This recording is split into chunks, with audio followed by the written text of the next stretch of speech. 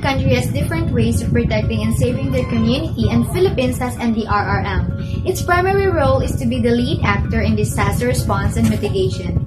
Disaster Risk Reduction and Management, or NDRRM, is a practice that does not merely seek to provide aid after a calamity has occurred, but to prepare citizens should one occur.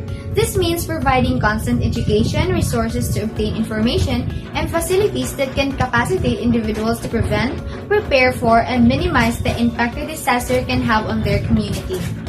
We have basic disaster concepts that are disaster, hazard, vulnerability, exposure, capacity, and disaster risk. These concepts explain the kind and strength of a disaster occurring in our community. The country's Office of Civil Defense, or OCD, explains that disasters are likelier to occur if the extent of exposure and vulnerability of a community to a particular hazard is higher than its capacity to cope.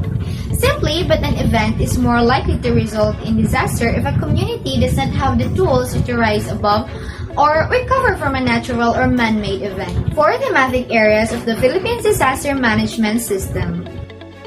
Prevention, direct avoidance of the negative impact of hazards and disasters.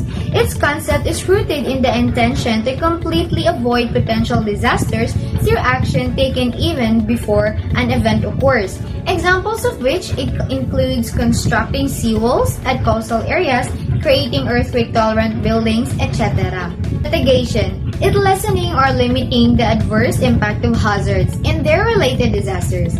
Mitigation measures require engineering techniques and hazard-resistant construction, as well as improved environmental policies and public awareness. Preparedness. It is the knowledge and capacities developed by governments, professionals, and other organizations to anticipate and effectively respond to and recover from incoming or occurring disasters.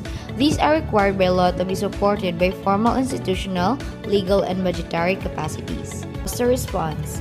It is where emergency services and public assistance are provided during or immediately after a disaster so that lives may be saved, health impacts reduced, public safety is ensured, and the most basic subsistence needs of the people most affected are met. Rehabilitation and recovery.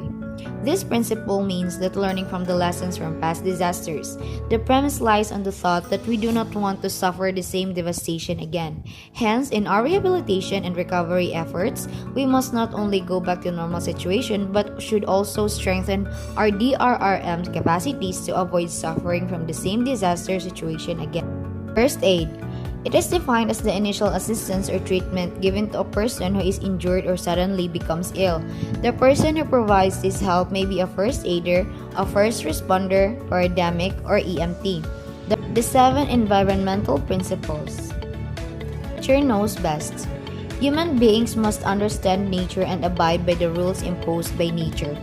One natural preparation that needs vital consideration is nutrient cycling, wherein nutrients pass from the environment to the living beings and back to the ground. All forms of life are essential. All living things provide a balance in maintaining their ecosystem. All creatures, insects, and micro-living beings play an important role in the circle of life. Everything is connected to everything else.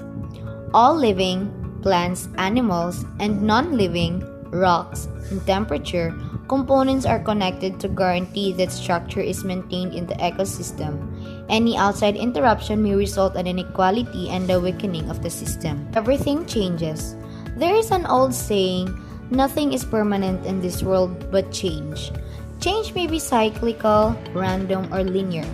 Living beings also emerge through time. On the other hand, man's innovation has significantly influenced these common changes into an uncertain degree. Everything must go somewhere. When you throw away a piece of paper, it may disappear from your sight, but it does not mean that the paper does not exist anymore. If waste is irresponsibly disposed, it will still go back to one's own backyard in some other forms. It is critical that one becomes mindful of the distinctive sorts of waste, whether they are dangerous or not.